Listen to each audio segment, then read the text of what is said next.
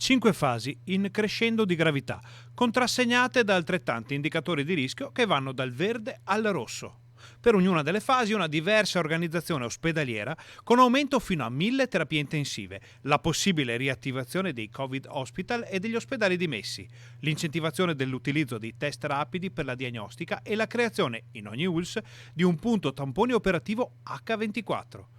Ma anche la programmazione delle necessità di posti letto per pazienti non Covid, tarata sulle diverse fasi in cui potrebbe evolvere la situazione. Non ultimo il mantenimento e l'implementazione, con l'aumento dei pazienti possibili donatori, della raccolta del plasma. Sono questi alcuni dei punti cardine del nuovo piano di sanità pubblica per affrontare la fase autunnale della pandemia presentato dal presidente Luca Zaia. Ogni giorno ha la sua pena. Cioè noi che ci lavoriamo dentro tutti i giorni sappiamo che ogni giorno ha la sua pena.